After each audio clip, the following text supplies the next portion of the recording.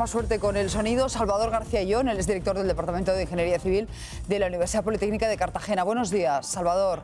Buenos días, Susana, sí puede decirse esto. Ahora sí, bastante mejor. Sí, la verdad es que el día no invita a hablar de buenos días, pero le quería preguntar por las infraestructuras y por la inversión en mantenimiento, porque hemos invertido mucho en alta velocidad, pero mi pregunta es, ¿qué hemos hecho con el mantenimiento? Pues el mantenimiento es una de las grandes incógnitas y que yo venía protestando sobre ello desde hace tiempo en diversos artículos, y ya digo, viendo las tres hipótesis que se han puesto sobre la mesa esta mañana, que era la primera el fallo humano, como pasó en Galicia, en Angrois, que está prácticamente descartada en el sentido de que hubiese sido la parte delantera y no responden los casos posiblemente con la seguridad que hoy en día en la plataforma, digamos, ferroviaria, con los sistemas que permiten frenar automáticamente. Seguramente el problema esté o en el tren que ha roto la vía, por decirlo de alguna manera, o la plataforma que lo que ha hecho ha sido romper el bogie del tren, la ruedecita del tren.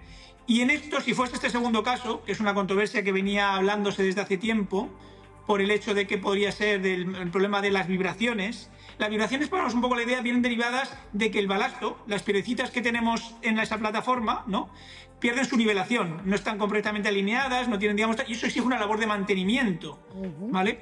Por lo tanto, si esa labor no se ha hecho bien o no se ha hecho suficientemente, porque estamos en una situación en la cual desde hace unos años, desde que se liberalizó el sector en 2020, el sistema está sufriendo mucho, como el sector eléctrico. Estamos con un pico de demanda, ¿vale? Estamos, digamos, ahora con una situación de un incremento de demanda muy fuerte y estamos un poco muriendo de éxito, en el sentido de que la vibración funciona muy bien, pero no se ha gestionado bien posiblemente y no se ha planificado bien, hasta el punto de que estamos sufriendo que el sistema, todo en la zona, como en Andalucía, que es el caso, es la plataforma más antigua, porque claro, es la plataforma que se puso para la Expo 92. Que se inauguró efectivamente en la Expo del 92, fue la primera vía de AVE que tuvimos en España. Precisamente ese tramo concreto coincidió con la inauguración del AVE, que fue, digamos, el viaje que se hizo desde Madrid a Sevilla. Eso es, esa tiene ya 30 años, más de 30 años, por lo tanto necesita una labor de mantenimiento mayor. Incluso hemos tenido síntomas, en el sentido de que, si acordáis, hemos tenido problemas con, aparte de las vibraciones, como tal, pues la pérdida de tensión de una catenaria, aquí el tren que se quedó perdido en mitad de la nada por un problema técnico también, o sea, es decir, que es una que está de las más sometidas a un estrés de uso y en una situación en la cual requiere un mantenimiento mayor, en un contexto en el que se ha invertido mucho dinero en los últimos años en inversión ferroviaria, pero se ha invertido dinero sobre todo en nuevas líneas, soterramiento de estaciones, cuestiones que son más lúcidas políticamente, porque muchas veces, en muchos casos, hemos tenido problemas de planificación, ¿vale? O sea, que es un problema también en el cual, pues, igual que hemos tenido problemas también con el tema de la planificación de la estación de Madrid, que sea justo en un contexto endiablado, que estaba, digamos, es decir, en Chamartín, pues cuando hay un problema en Chamartín, lo que tenemos es que estornuda Chamartín y coge una gripe en Galicia o en otro punto. ¿Por qué? Porque es un centro radial que tiene precisamente la línea de AVE y sobre todo el transporte ferroviario en nuestro país, ¿no? Yo no sé si el ministro Puente, después de la cantidad de incidencias que hemos sufrido en estos últimos 2 años, se anticipaba preparándonos para lo peor, pero todos recordamos en este momento, Salvador, su declaración bastante pesimista en el Congreso, diciendo eso de que se había invertido muy poco en el mantenimiento desde los años 90. Escuche. En España solo se corta el servicio ferroviario si no queda más remedio.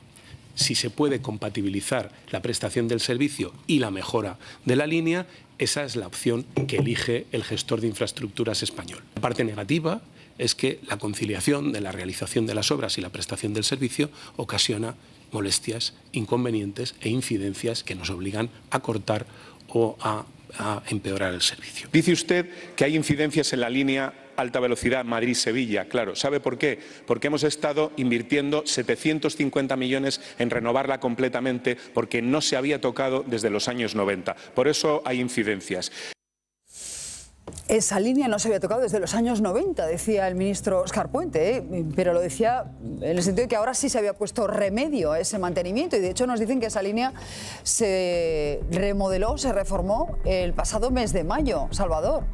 Bueno, eso habrá que verlo, evidentemente. O sea, que se hayan hecho inversiones es normal porque cuando pasa un tiempo es necesario, o sea, hacer esas inversiones, cuando evidentemente al principio no es necesario, sobre todo es cuando pasa un tiempo y además hay un incremento de uso, que es lo que está un poco rompiendo las costuras del sistema. Pero más allá de eso, hay que tener en cuenta en qué se ha hecho inversión, y 750 millones supongo que será en toda la red, o sea, y habrá que ver si es en la catenaria, en el planteamiento, digamos, de obras de drenaje de otras partes. Lo que es importante es, por lo que estamos viendo en las fotos, si es un problema, digamos, de que se haya roto un carril de acero, que eso es complicado, porque eso es un elemento bastante dúctil, que no rompe de golpe fácilmente. Pues tiene que haber posiblemente un problema de asentamiento del terreno o un problema de desnivelación, porque las piedrecitas, que son las que transmiten esas vibraciones, pues digamos, no hayan sido capaces de amortiguar esa deformación, ¿vale?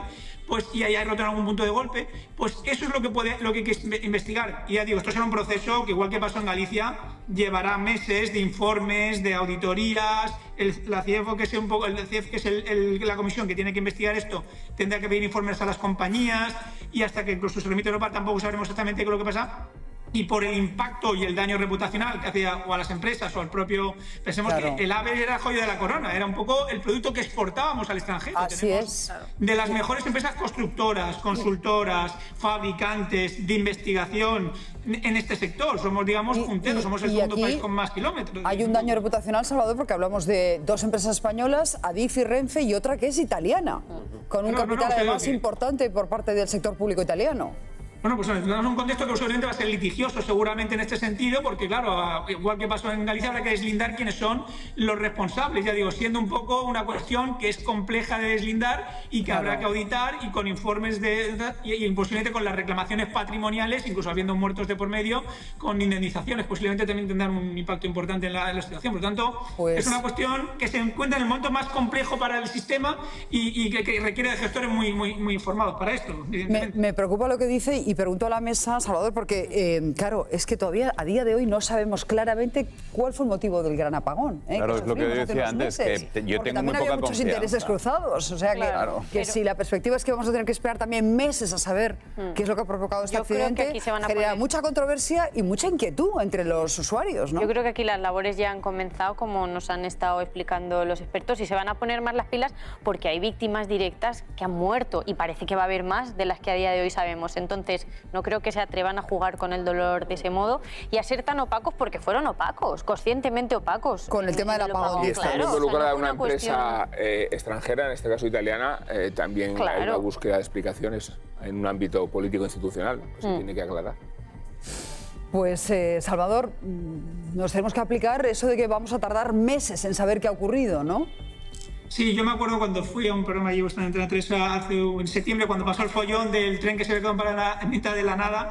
Dije en su momento que esto es un tema que iba a dar juego los próximos meses, porque, ya digo, el sistema está sometido a un estrés mayor del que es capaz, y en un contexto de mala planificación y mala gestión del sistema durante los últimos años. Por lo tanto, es posible que nos encontremos situaciones que van a sembrar incertidumbre y desconfianza en el sistema, y además un poco una problemática de gestión, o sea, de cómo abordamos este problema. Es un problema que debemos de mirar con luces largas, seguramente, no solo simplemente mirando el corto plazo de la problemática concreta esta, más allá de... Pedirles luces largas a los políticos a veces es complicado, pero yo me pregunto, ¿estábamos en condiciones de liberalizar este servicio? Porque se hizo, porque nos lo pedía Europa y porque se pretendía bajar el precio de los billetes de tren, porque, bueno, cuando da más oferta, se supone que mayores, digamos, ofertas ofrecen las distintas compañías que compiten con Renfe, pero claro, estamos viendo que hay un desgaste tan grande de las vías del sistema ferroviario que no sé si nos compensa.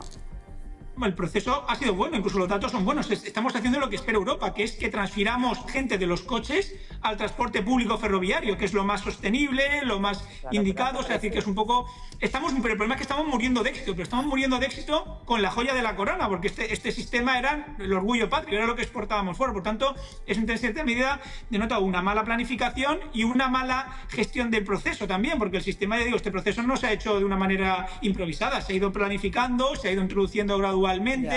Lo que es posible que se haya, digo, todo esto habrá que verlo porque no hay que hacer relaciones causa-efecto. Si se ha invertido mucho en nuevas líneas que dan muchos réditos electorales y, digamos, generan un beneficio político, y no en el mantenimiento del existente, porque esto es lo que decía yo en el artículo, es decir, tener un Ferrari es caro. pero mantenerlo también. Claro, Por lo tanto, claro. para tenerlo no solo hay que poder pagarlo al concesionario, hay que echarle gasolina todos los años, y eso es un tema que también hay que ser conscientes. Tenemos un patrimonio ferroviario brutal, somos el segundo país del mundo con más líneas de ferrocarril del mundo, y eso requiere muchísima gestión, personal muy preparado, más aún cuando estamos ahora pues, en un contexto con muchas incertidumbres en ese sentido. Pues Salvador García Llor, muchísimas gracias por ser tan claro, además, respecto a cuál podía ser el problema de fondo. Las causas todavía tenemos que investigarlas, pero estamos viendo que hay un problema en cuanto al mantenimiento, que no se ha hecho debidamente estos últimos años porque es muy caro.